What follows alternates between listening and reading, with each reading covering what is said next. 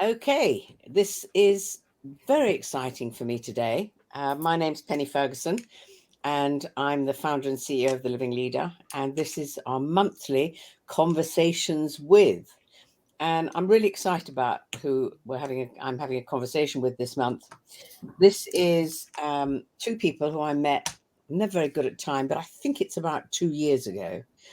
And I met them, and we've become closer and closer ever since, working together.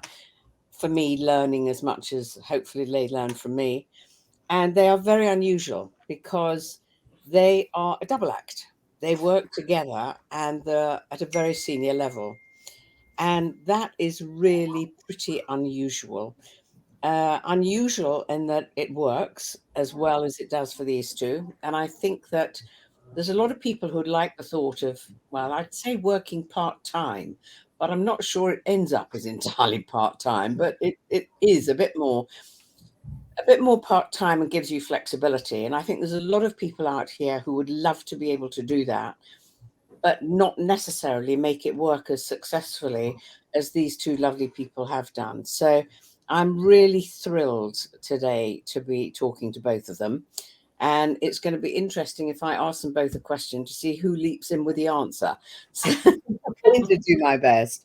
So what I think it would be really good, obviously we're going to talk about leadership today, but what I think is more important is giving people insights into what are the benefits, what are the risks, what can work really well working together, what are the challenges, and what can you learn from it, and how can you grow from it. So I think let's kick off with me introducing you, Charlotte Sherry, and who's in pink. We decided by accident we're both Barbie today, and Alix Ainsley. And I think the first thing is, if you'd like to introduce yourselves, and then say when you first met, how you met, and how this emerged in the first place. So whoever would like to go first, over to you. So shall I say, hi, I'm Alix Ainsley, and I'm part of the job share partnership with the lovely Charlotte Cherry, who got the memo about the Barbie uniform. So Charlotte, I'll hand over to you to intro and maybe give our backstory. Yeah. So hi, I am the other half of the job share partnership, Charlotte, and yeah, I definitely got the Barbie memo. So yeah, we met or have been colleagues actually for a number of years. So I'm not sure if I worked back how long we've actually known one another, but I would say sort of 15, 18 plus years we have known one another. But have started the job share just over 10 years ago. So yeah, that's when it started. And the kind of origins for it were, as I say, we'd been peers and colleagues of one another at the company where we both spent quite a number of years working sort of independently, but had been sort of in and around each other in teams, sort of more proximate or less proximate over that period of time. And then as I was going out on my second maternity leave, Alix actually stepped in to cover my role while I was out with my youngest. And hence we can always date our job share by remembering how old my youngest son is. So yeah, he's just turned 11 a couple of months ago. So yeah, 10 years we've been job sharing. So it was, the return from my maternity leave when, candidly, I was looking for a different working balance on my return, having played around with full-time compressed after my daughter, but recognising a number of things that happened in the time that I'd been out on mat leave and realised I wanted some balance. And so, yeah, the job share was born then. So Alix, I don't know if you want to kind of build on any more on how that came about, or... Yeah, I guess similar to Charlotte, I was at a bit of a crossroads with my career and the role that I was doing. I wanted or recognised that I needed a different balance, and so this opportunity presented itself. I think for that first year, we were sort of establishing the job share and learning a lot about each other and how to make it work and how the business would respond and react to a job share partnership. But I guess that what helped us in that way was we were a known collective in the GE organisation. We were also forming the job share in the role that we were already well established in. So that definitely helped. But after about a year, we decided that we were enjoying the approach and the way of working, but both realised that probably needed our next challenge, and the kind of career persona kicked in and made us realise that we should be looking to explore that together. And at that time, sort of 9 years ago, I think that was quite a difficult conversation to be having in the organisation. We were unusual as it was, but to make a step together into a more senior job would be really breaking the mould. So we had a lot of support to find probably what I would describe as more of a sideways, sort of more expanded role, but I'm not sure it was the sort of significant step up that we were feeling ready for.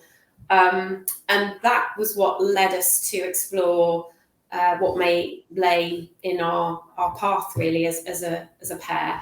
We recognised we probably needed to start thinking externally about that progression, just because of the nature of the opportunities within GE at that time. And so it was through, I'd say, an awful lot of work and a real kind of focused and intent to work at it that led to various connections and networks externally to GE, and a very kind of targeted approach to organisations that we felt were more progressive in their thinking around sort of the diversity and inclusion topic, and perhaps would be interested in us as a proposition, whether that was for career moves or just to share ideas and ways of working. And we met a really enlightened, forward-thinking HR director at Lloyds Banking Group, who, a year after having coffee with him and just getting to know him more generally, rang us with an amazing opportunity at Lloyds, which candidly scared the hell out of both of us. But I looked at Charlotte and thought, well, I know she can do it. And I think she probably looked at me and thought, well, I think she can do it. And so we sort of say that we decided to hold hands and jump. It's exactly what we did, and landed in a really big leadership role in Lloyds, and since then have built up a distinctive, I think is probably the best word, career progression that's gone across a number of organisations in partnership together. So that has been incredibly developmental, incredibly rewarding. It's meant we've experienced new and very different cultures together, led lots of different teams. It's just been an incredible 10 years together, actually. And I'd say we definitely didn't set out with this in mind. You know, it was about balancing life and work, but it helped us rediscover, I think, the career ambition that we both had, and through some, as I say, some sort of focused energy and kind of egging each other on along the way, we've done something I think others feel is unusual, which is wonderful. You know, we when you're part of it, you're not realising that you're doing something quite different. So yeah, it's been fun. So tell me, Charlotte, what do you think are the biggest challenges that you've had in developing this role of working together? What are the challenges that took you to have had together, and what are the challenges you've had in almost educating the companies how you work with to behave when there's two of you? I mean, it's definitely been kind of a journey, and we've learned along the way, and sort of Alix's point about that first year as we were establishing the job share, we definitely had to sort of make some mistakes and learn along the way. And I think we had both kind of grown our careers very independently with great ambition and high work ethic and a desire to deliver for the business, for the organisation, the people that we were working with. And so we sort of entered into the job share with that same kind kind of foundations and beliefs around value we wanted to bring to the organisation. And what we quickly realised was there was going to need to be an adjustment for us around points at which we had to let go, because in the forming a job share, it is a partnership, and the benefit for me was that I could take time out at the back end of the week. So our arrangement has been and continued to be for 10 years. I work Monday, Tuesday, Wednesday. We have an overlap day on Wednesday, and then Alix does sort of Wednesday, Thursday, Friday. And so that first year, there was a lot of learning how to let go and kind of feeling confident and comfortable that the other person has got it. It was at a time when my daughter was I don't know, 3 or 4, and the film Frozen was the big Disney hit.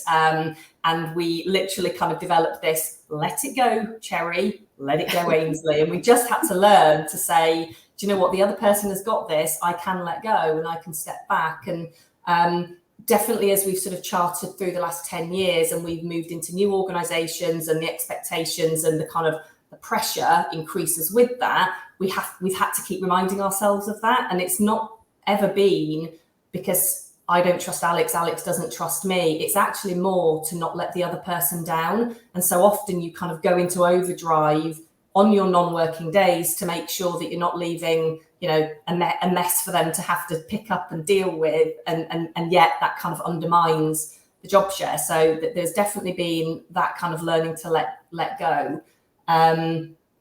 I think the other point, your kind of question around sort of educating the business, do you know what, in reality, and I think I would say in almost all the organisations we've worked in, it's been really well received. And so people do have this sort of perhaps myth that people aren't going to know who to talk to. The business is going to get confused by, is it Charlotte? Is it Alix? And actually, we've always just set out our stall really early on around the best way to kind of connect with us and to communicate with us.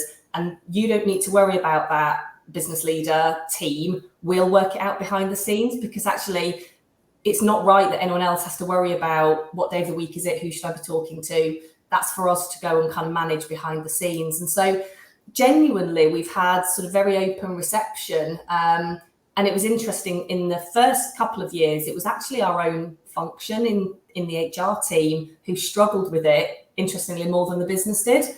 And I think a lot of that was around the organisation was very, very strong meritocracy. So it was all about individual contribution. What value does Charlotte bring? What value does Alix bring? And actually recognising, when you form a job share, yes, there might be individual accountabilities, but it's the collective output and the kind of joint effort that matters the most.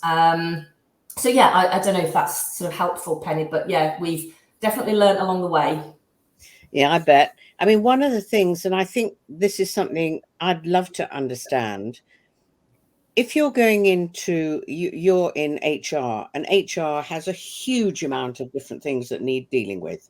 Okay, it's not one specific area, it's a lot of different areas, some very much more left brain, some very much more right brain.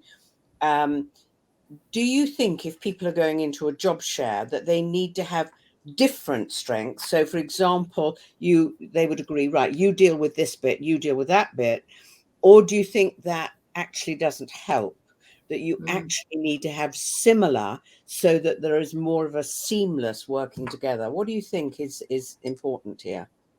Yeah, that's a good question. There's probably a PhD study on that, Penny, to answer that question. But sorry, Charlotte, go on. You were gonna. No. So I think the answer is possibly could be a bit of everything, and we can kind of share a couple of examples of different job sharers beyond us that have maybe represented sort of different compositions around similar or different skills. I think what's probably most important that needs to be well aligned and similar is less about skills that you might bring and more about your value set that sort of underpins everything.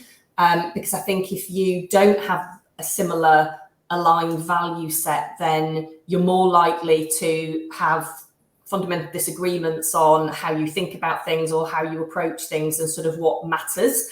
And so very early on, Alix and I spent quite a bit of time really at the outset just sort of talking about and exploring our own values and our motivations and what has brought us to this point and what matters as we sort of face into the job share.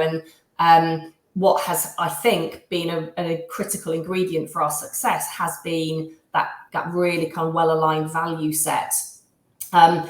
We have similar work experiences, but actually, many people who have worked with us will say, but you are quite different in the way that you think or feel and kind of the way that we show up. And so, and actually, I think that there's benefit in that. The joy of teams is having diversity. Ours is just a version of a team. And so I think we bring different things to our team and the business that we work with, but that's all underpinned with a very aligned value set. We've seen job shares in other contexts where they bring very different skills, and actually that's worked incredibly well. So in a communications function, we've seen job shares established where the role is looking for somebody to lead internal and external communications. Well, they require quite different skills, and people from different backgrounds, bring those different experiences. And so actually, we've seen a job share set up, one who has got an external comms background, PR, one who's got more of an internal comms engagement background, and they formed an incredibly successful job share partnership because they brought different skills and experiences, but had an underlining value set that was very well aligned. So I think that would be my take. Alix, I don't know if you've got anything to add. I think it's sort of very much down to the individuals and potentially the role design as well, as to how useful a higher degree of overlap on skills and experience, or how differentiated those should or could look. So I think it's probably very role dependent, but agree, Charlotte, they're the sort of successful ingredients that have really helped be the kind of bedrock for our job share. We did have an interesting provocation from a boss a couple of years ago around, are we leaning in enough to our respective difference and strengths? And did we do that consciously, and should we be doing that consciously? And it was more of a it was a thought-provoking question rather than an observation they had made. They were genuinely keen to get our thoughts, and I guess it served to make us think, didn't it, Charlotte? And over time, I would say we've evolved more into a space which is, we know where the other is strong, and we probably allow that bigger space for that individual in that context. But we do it very subconsciously, don't we? We don't do it overtly, and when we're leading teams, we try very hard to give the team exposure to both of us, because actually feedback that we love to hear is that they get different things from us, and that's a benefit to them, and that's nice for them. And clearly, if they have a preference, not that anybody's ever told us that, they know where they can get the best sort of support or be at their best.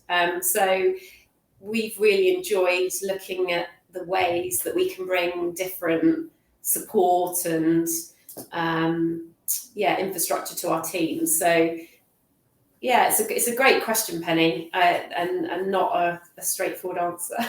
Sorry. Let me ask you another thing, because what I really would like to achieve from this hour is giving some people some insights into, if they wanted to find a way of doing this, how they'd go about it. So there's two questions I'd like to ask here, and you choose who answers which.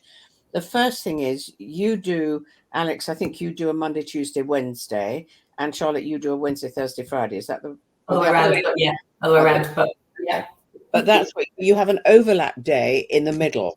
Okay. Yeah. Now that overlap day seems, from where I'm sitting, to be really important, and I'd be interested to know if you think it is, and if so, why. And the second question is, let's say there's people listening to this who think I'd really love to do a job share so that I can have some more time for me to do whatever it is. Doesn't matter why, if it's having more time with family or children, doesn't matter. But they think they'd love to go about it. How would they go about that? Is there any way they could go about it if they don't already have the situation that you had, where you already know each other, work together, at a really quite a deep level before you got into it? Okay. Ooh. So do you want to should I grab that one, or yeah, so shall I go? Do you want me to go first with the overlap day? Yeah, it's definitely become more important, I think, as we've established the job share, but definitely has always been something that we've felt important for a few reasons.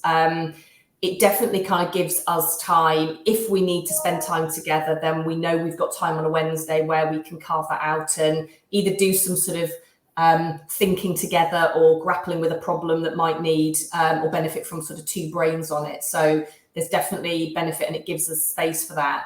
But actually, we don't always spend a huge amount of time together on a Wednesday either, because sort of the benefit and the reason for having two people is that you can kind of divide and conquer, and the kind of strength of two people. And so there's as much where we sort of go our separate ways on a Wednesday as there is together. But what it does give us, particularly when we've led teams and sort of teams of on a bigger scale, as well as we have been when we've been partnering with business leaders and their sort of exec teams, it has allowed us, if there has been leadership meetings or time when we want to have our team together, or indeed if there's any one-to-ones that benefit from both of us being there, having that overlap day on a Wednesday allows us to do that, and it allows us to be really aligned and joined up and sort of showing kind of togetherness on topics. So it has been important, but as I say, there is as much where we sort of separate out and divide and conquer. Because candidly, the organisations are paying for, on paper, a 1.2 FTE, given we're 0.6 each. To your point, I'm not sure we could ever call ourselves part-time when you introduced us, Penny, because we definitely over-index more than our official working pattern. And the organisation definitely benefits from that, not only the kind of productivity and output, but higher levels of engagement as a result of being, very fortunate to be allowed to work in this way in the organisations that we have. And so, and then maybe this talks to how you go about setting up, so sort of leading into Alix's question, but there is something definitely about how you articulate the value and the benefit that overplays the FTE that it's going to cost an organisation. But we definitely believe that the day on a Wednesday is important, and I'm not sure we would get the same value, and the organisation, more importantly, and the people that work with us and for us would get that same value if we didn't. Okay, that's really useful. So over to you, Alix. Yeah, so I really thoughtful about, there's lots of different routes into this, but I guess it really starts with the individual recognising that it's a way that they feel that they could work. And Charlotte and I have often said, back to some of what Charlotte was sharing about the ability to let go, and I sort of feel far more invested in Charlotte's success than I am in my own personal success, and that sort of level of low ego about why we're here and what's our purpose in the role. It's, as leaders now in senior HR roles, it's to enable others to be great. So we came to the job share as a low ego aligned couple of individuals, but as you rightly say, Penny, the circumstances and situation made that easier for us. So if somebody's looking at this and thinking, I would love to do this, and actually I'd love to do this as a way to build my career or continue to invest in my career progression, because that that's been the joy of our job share. As I said, it wasn't necessarily the reason for doing it originally, but it's become a big enabler of our career. And we have felt that together we've gone a lot further than we would have ever imagined as solo players. Wow. And so often you're asked, do you think your job share's held you back? And like, absolutely not. The opposite. We've been bolder, braver. We've had a bigger sort of appetite and profile for bigger and more exciting roles as a result of the job share. So I think if others are thinking, how do I construct or create a path to a job share that facilitates my career growth and my progression, then it's really about finding the right person to do that with. When we get asked an awful lot to sort of spend time with supporting and coaching individuals who are perhaps colleagues, peers, or solo players in organisations, and help them think about how they might approach the job share. Often there are folks in your team or wider organisation that you recognise you could work very successfully with. Some organisations have more formal structures around this to sort of nominate for job share partnerships. But in lieu of that, there's so much that the individual can drive. So networking becomes very, very important if you haven't got a ready-made partner.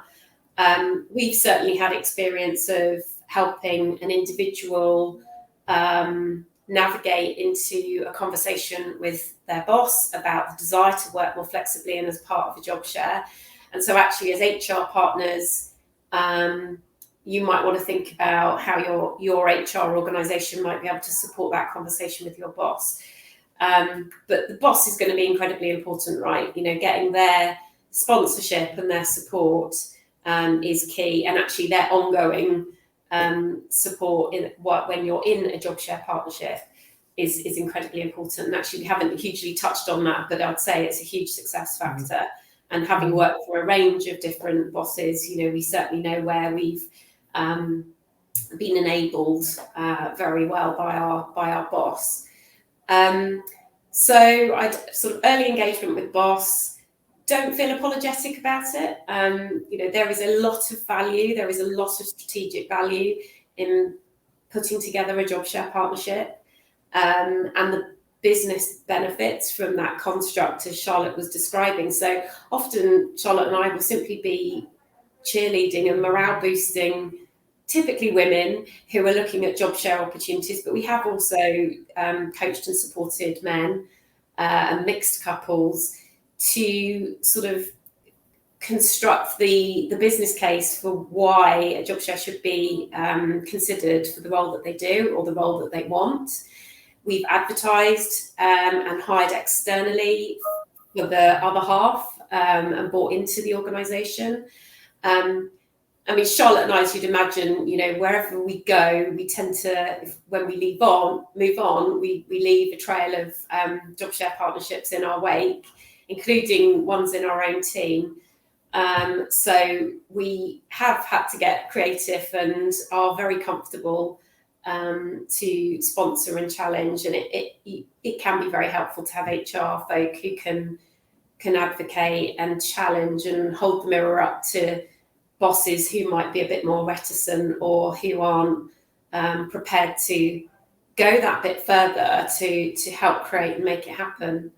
But you know, these are disruptive times in organisations, and job share is a brilliant way to create resilience, create the kind of energy that modern and particularly senior leadership roles require of an individual. A job share is a really powerful way to get at some of the challenges that sit with those leadership accountabilities. And so the business case for organisations is pretty compelling when you look at the impact two people in a role that's thoughtfully designed and well sponsored can achieve. So it's sort of finding your own voice, confidence and agency with this to go and have the conversation with the boss, building the business case with ideally the support of the boss, And if you feel that that's not there, then leveraging your HR partner or organisation in your business to help with that. Okay, that's, I mean, really, really interesting. And I have no idea how many people are listening and thinking, oh, God, I wish I could do this. You know, there's so many pluses in it. And let me just say at this point, if anybody has got any questions burning questions that they'd like to ask Alix or Charlotte, please post it up, because they're here for anyway another half hour. So please feel free to ask them any questions. I'm curious as to, I mean, the time that I've known you, you've been headhunted twice into another company. So you've moved twice, and both times you've been headhunted. However, I'm curious if you may not know the answers, I don't know. What recruitment agencies, what do they feel about on people who are in job share? Are they welcoming it or not? It's really interesting, and sadly, in the 10 years that we've been doing it, I'm not sure a lot has moved on in that space. So if I think back when, as Alix was describing, we'd sort of been job sharing for a year at GE, but kind of outgrown the job. Lots was happening in the organisation at the time, and so we started to think, actually, we'd both been there for quite a long time. Maybe there's an opportunity to explore externally, which then, so Alix touched on how we went about that. Part of that was us talking to some search firms and starting to engage. And I mean, it became very clear very quickly that one, this was sort of relatively unheard of. And I mean, it was even said to me, it's just too much like hard work, like trying to place two people with an organisation who won't themselves necessarily understand the value and what this thing called job sharing even is. So lovely idea, but don't think we can help you. And so we very quickly realised that the way in which we were going to find our path and our next opportunity was through us building our own network and starting to be really active externally and start to form connections, which we did with quite sort of discipline, actually. And, you know, we gave a project name, we targeted organisations, we kind of really put a lot of time and energy into it, which I think says a lot about kind of where organisations were at that time, and definitely companies like search firms and recruitment agencies. I say now they are more aware of it as a concept, but certainly every single time that we have been exploring our next move, and if we've had conversations with search firms, we've been explaining more about how to approach it than they would have a huge amount of experience in. However, there's definitely much more openness to it, and a couple of our moves we have done in partnership with search firms, but actually it was also through the network. And so, you know, Alix's point about investing, building your network, if it's something you're interested in exploring, either within your organisation or kind of out in other companies, then I would say the power of your network, given still where recruitment agencies are in terms of their understanding and kind of maturity of helping people in a job share find a role, I would say your network is still incredibly important. There are a couple of sort of online digital search recruitment firms that are starting to establish that kind of help you match job share partnerships, but they're still relatively early on in their evolution. And so, I think there's still quite a long way to go in terms of recruitment firms embracing it. We've just had a comment. It's not a question, but it's really nice. No burning questions, but so great to listen to such a shining example of not just making a job share work, but of championing how it's a commercial solution. And that's from somebody that you know, and we discovered recently that also I know. Yes. Our previous incarnation. Thank you, Olivia. There we go. Yeah, that's probably a lovely example of a forward-thinking headhunter who's been incredibly supportive, and so that some have moved on. Yes, I was curious about that, because I thought, yes, I'm not sure how many recruitment companies would be entirely comfortable, because they wouldn't know how the hell to present it. you know, whatever company is interested, they've got to do a really big, almost sort of sales pitch. So we cannot, I'm enjoying all of this, but we can't move on without at least talking about my passion in life, which is leadership. So I'm going to just throw a very open question and lead you. Tell me a little bit about how and why leadership has become such a passion in your life and so important, because I know you both live it and breathe it. Yeah. Okay. You go, Charlotte? I mean, I think sort of having spent, 20 plus, probably more like 25 years as I age myself in the space that is HR, human resources, people, organisations and functions. I think I have increasingly seen and experienced, both on a personal level, being led by great leaders, but also the organisational impact that leadership has for the good and bad in organisations' commercial success, actually. And so it's been something that I've increasingly explored, and in roles Alix and I have had, certainly in the last 10 years, we've got more and more proximate to what does leadership really mean, and particularly as society has shifted, as business has moved on, sort of what does organisational and leadership responsibility mean to the people that work for the organisation, but also the communities in which our organisations sit in, the wider kind of macro environment that organisations, kind of political impact that they can have.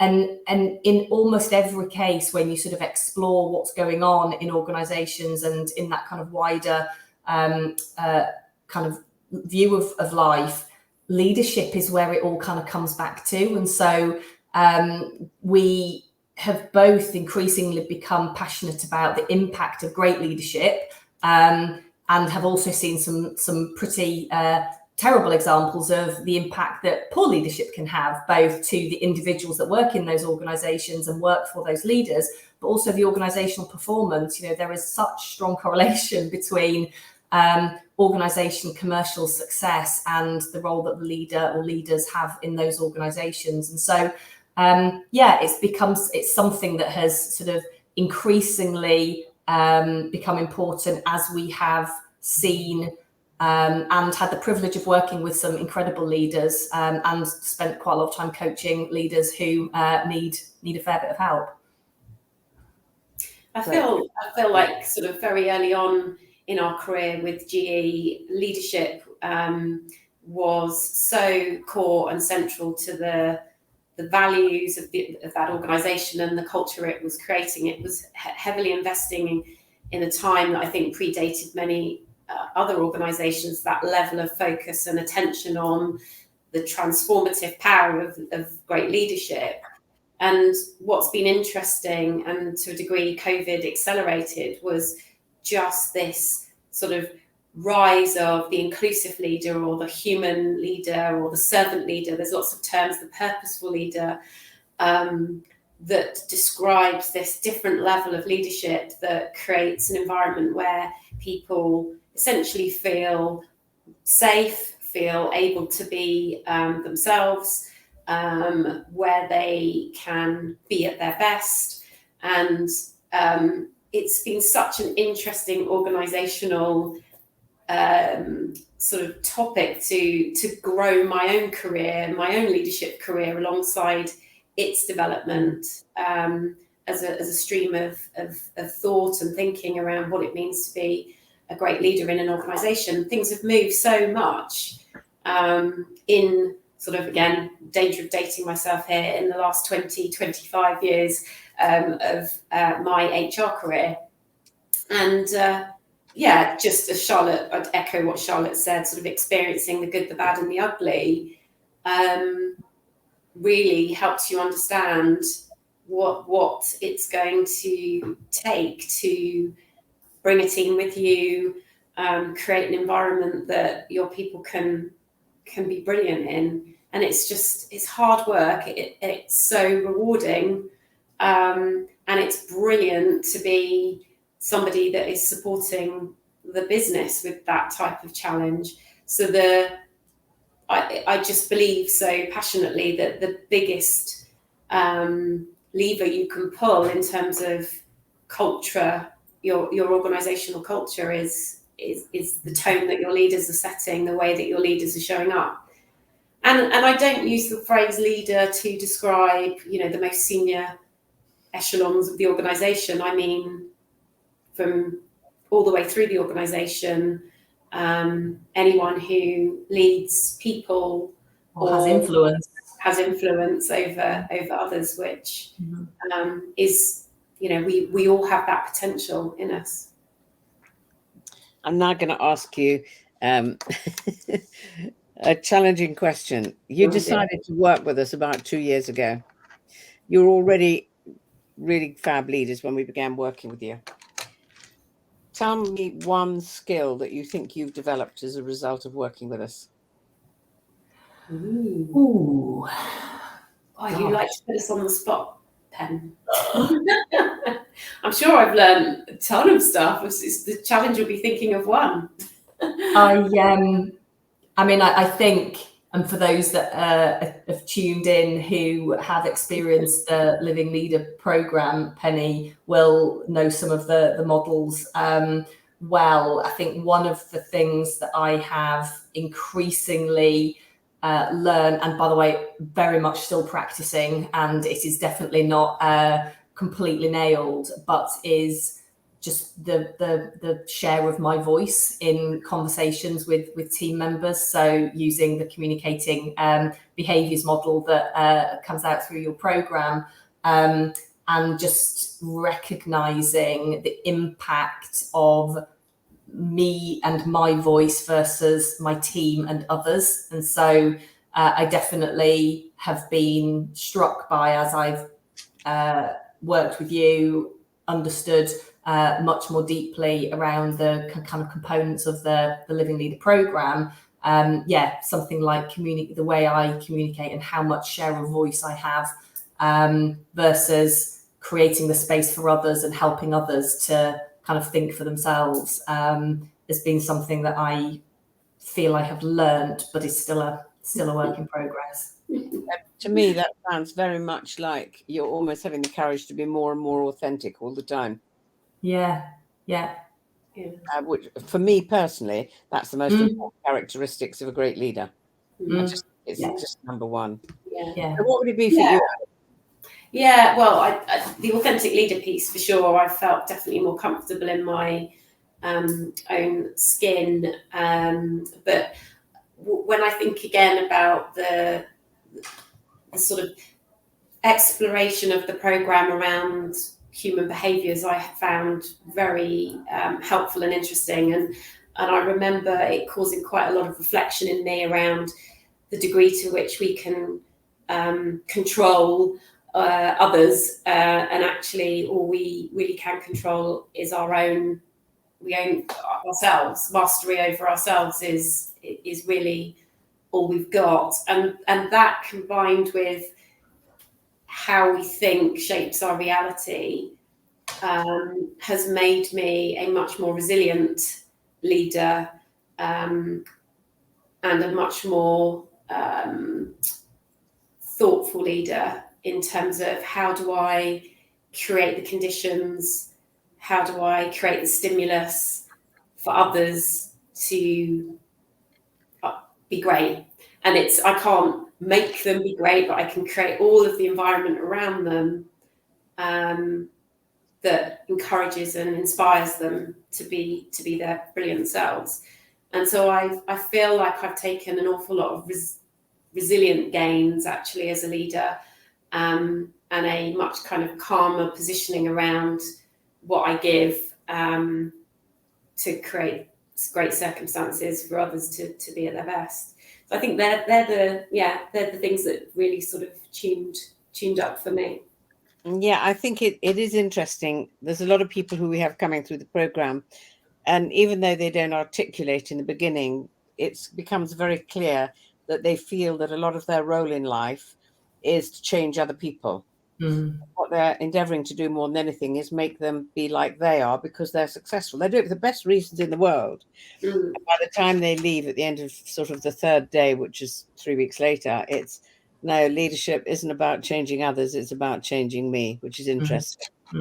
I just need to read for you some of the things we've had in, and then a question. This is from somebody called Samantha. I work at JLP, where you both recently worked. I listened to you speak here about your experience of job shares. I was absolutely amazed that people at your level were doing a job share, and that you were championing and taking time to tell others about it. Truly inspirational leaders. Christine, you're three totally inspirational women. I feel so lucky to know and get to work with you. And here's a question. It may be a bit repetitive, or it may be sort of, you just need to home in a bit on what you've already said. What advice can you give to leaders to enable arrangements of job share, to be open to it and lead effectively? So we have coached leaders who are stumbling on this, where they've been asked. Normally, I would take a bit of a tack around, people get very caught up in how will this work? Who will know when to contact who? And so we try and kind of really boil it down and simplify it with leaders to say, look, this is a mini team, and typically human beings enjoy and love being part of high-performing teams. And so a job share, think of it as a small high-performing team, and don't overthink it too much as to how will it actually work, how will it, some of the logistics involved in it. Have more confidence in and trust in the individuals to make it work and figure it out. So there's a little bit of, let's not overthink this, let's just try it and learn, and we don't have to get it right first time.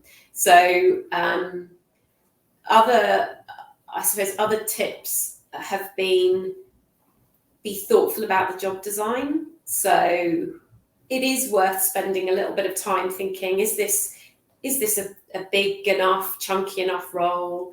How do we carve it up? There will be some art involved in that, depending on the nature of the role, as we touched on earlier. So just test that thinking on the sort of design of the role. And I guess I would lean heavily on my living leader practices around coaching the leader to think about how they create the environment around that job share to be successful, and believe and trust that it will be. So be more in service of, rather than feel like they've got to have the answers, control it, set it up, and are responsible for it. Yeah, my feeling is that what Kathy is almost saying here is, to my knowledge, in the organisation, and she's from America, but in the organisation that she's working in, to my knowledge, there aren't any job shares. There's certainly, not there. I think she's almost thinking, how can you persuade leaders to even consider it? Yeah. I mean, and there are very definitely, if you need to sort of tune into the kind of financial, commercial kind of benefits, that there are definitely plenty. As I was saying earlier, you are, if you arrange job share in the way that we have done, that you're paying for a 1.2, but in almost every single arrangement that I have seen, you are getting probably 1.8, if not 2 FTE output and value from the individuals. And so, you can very quickly quantify the kind of commercial and financial benefits of having a mini team that is continually going above and beyond and over delivering in their role. There are, talent retention and attraction benefits. So if you are able to retain great people in your organization who might otherwise need to, for personal reasons or through choice, leave those organizations because they're not getting the balance or the kind of the things that they value, then there's a kind of opportunity cost that you would otherwise be losing great people from your organization. And you can retain talent, you can attract talent too if you're open to considering job share. And that has, again, commercial benefit if you are able to kind of be outwardly talking about that in organisation, sort of outside of the organisation, sorry.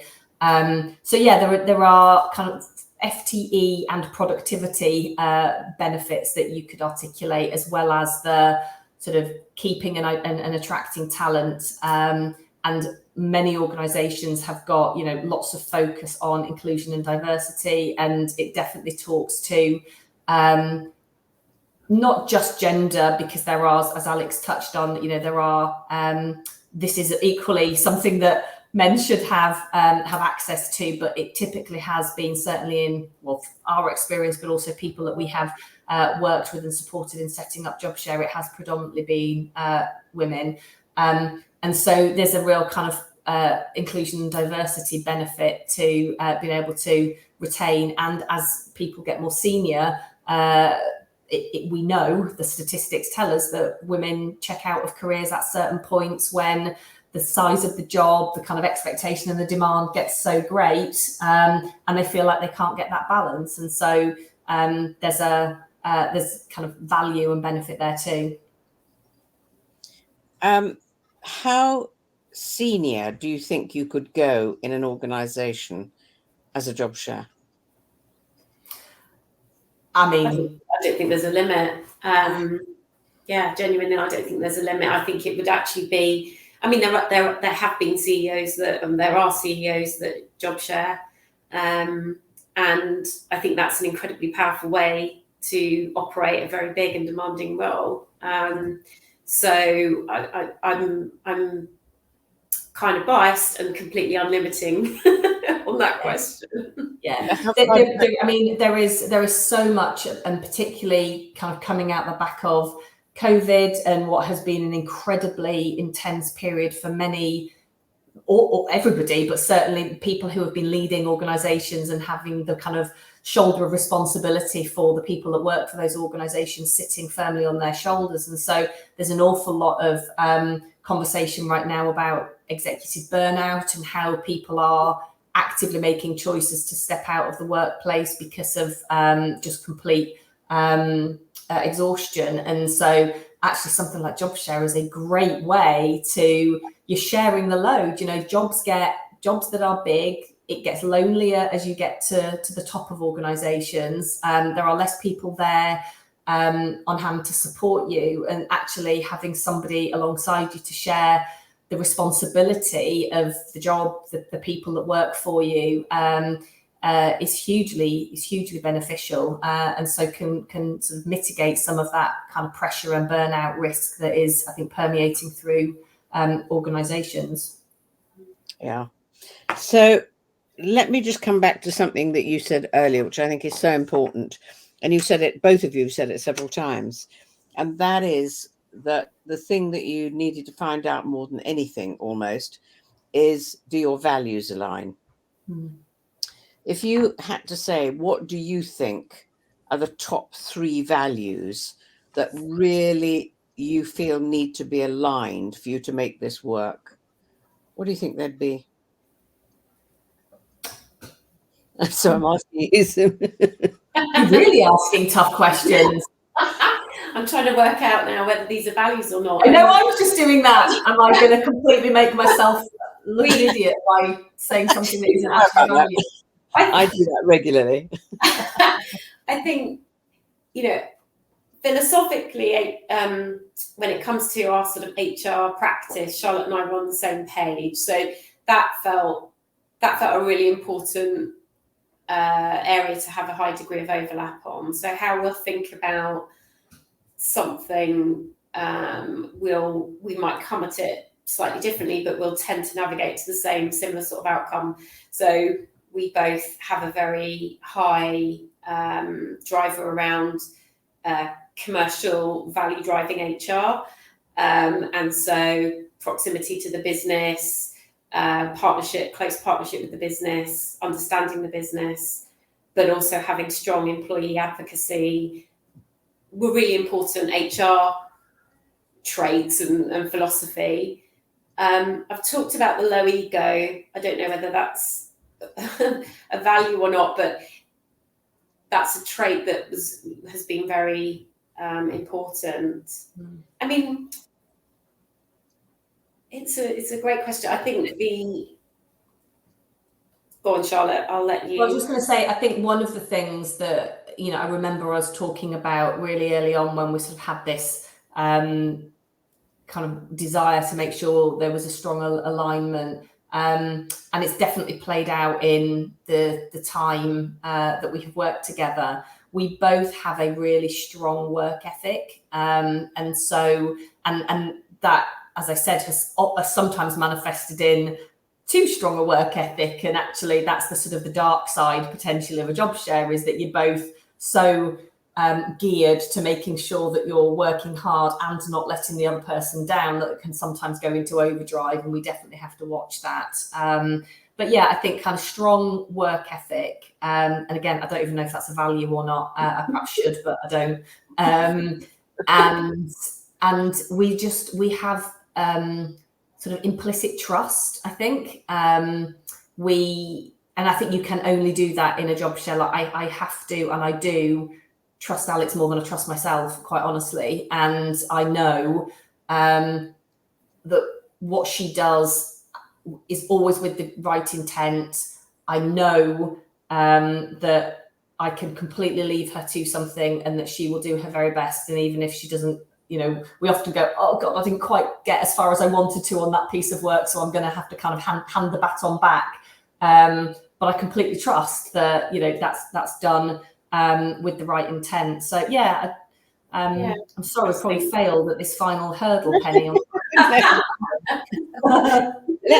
Let me just ask you something else. How important do you think it is, and I may not use the right words here, how important do you think it is that you're able to have constructive conflict? That you're able to disagree with each other. Yeah, really, really. It works, you know, well for you, but you're able to have it without personalizing it or anything else. Yeah. It's really important. And I think we're so good at it, it doesn't even feel like conflict. Like it's the sort of top question for us, isn't it? Like, oh, what do you do when you disagree? When has that happened? What happened? How did you resolve it? I think because we talk a lot through, particularly tricky stuff, we sort of debate. It's very easy to be to not be personal about it. And it probably comes back to that trust thing, doesn't it? You know, if Charlotte's saying to me, stand down on that, or think about that differently, or I recommend we go in this direction, I am very ready and willing to say yes. And if I felt so strongly that I said, actually, Charlotte, I want to stick my neck out here and push back, I've got every confidence and belief that she would say, oh, okay, all right, let's go for it. So it's really important. We have to this, and maybe we're tempting fate now, but to this point, we have not had a completely sort of mega fallout or opposing views. No, opposing something we can't navigate through. And we've been through some really choppy waters, right? You know, and we've made some really tough calls on jobs that we've not been happy in, you know, and so the circumstances have all been there for us to be to fall apart in. We just haven't. So amazing. I think you're two very special people, and I'm very aware now that we have reached the end of our time together. I just cannot thank you enough. It's been absolutely fabulous. I just need to ask you a question. If anybody does have questions, can I forward them on to you? If they email me with a further question, can I then somebody might question it? I have had Kathy, who asked us the question, her reply, thank you both. Love both aspects of your responses, the how to make the space and lean into our living leader, as well as building the business case for JobShare. So we've had a few comments. So I just want to thank you. As you know, I absolutely love working with you both. And I hope that goes on for many years to come, you know, Yeah, until I'm well on my Zimmer frame. Thank you. Right back at you, Penny. And with you. Thank you very much for your time. It's been a joy. Thank you. Oh, thank you. Thanks. Thanks, Pam.